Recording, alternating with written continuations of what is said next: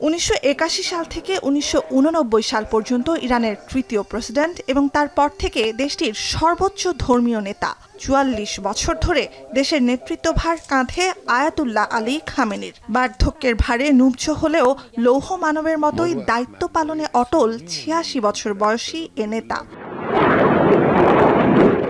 একের পর এক চোরাগোপ্তা হামলায় ইরানের শীর্ষ কর্মকর্তাদের হত্যার ধারাবাহিকতায় ইসরায়েলি নীল নকশার কেন্দ্রে যে খামেনিও আছেন তা বলাই বাহুল্য, কিন্তু এখনও বেঁচে আছেন তিনি।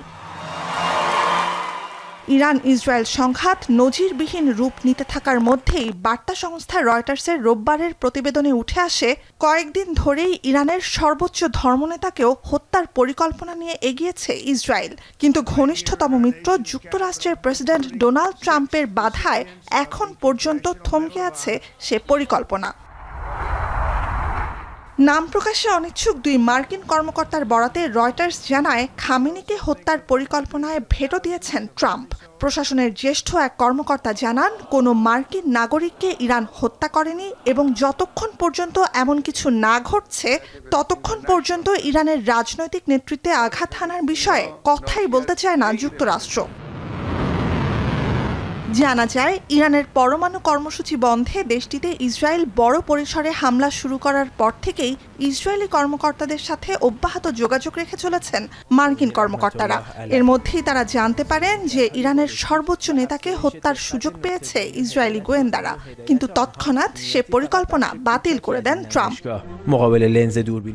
ট্রাম্প নিজেই ইসরায়েলকে এ বার্তা দিয়েছেন কি না তা এখনও স্পষ্ট নয়, কিন্তু ইসরায়েলের প্রধানমন্ত্রী বেনইয়ামিন নেতানিয়াহুর সাথে যে নিয়মিত আলাপ চলছে ট্রাম্পের, সেটি নিশ্চিত করেছেন মার্কিন কর্মকর্তারা।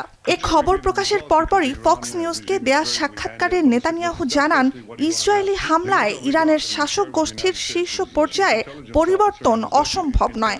We can't have the world's most dangerous regime have the world's most dangerous weapons. We're protecting ourselves, but by doing so, we're protecting many others. Could certainly be the result because the Iran regime is very weak.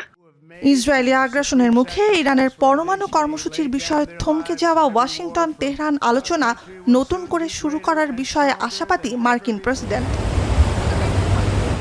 শুক্রবার থেকে Iran জুড়ে বিভিন্ন পরমাণু গবেষণা কেন্দ্র, সামরিক স্থাপনা ও আবাসিক ভবনে ইসরায়েলি হামলায় প্রাণ যায় ৬ পরমাণু বিজ্ঞানী এবং শীর্ষ ৪ সামরিক কর্মকর্তা সহ শতাধিক মানুষের। ১ বছর আগেই চোরাগোপ্তা হামলায় হেলিকপ্টার ভূপাতিত করে ইরানের তৎকালীন প্রেসিডেন্ট ইব্রাহিম রাইসিকেও হত্যা করে ইসরায়েল।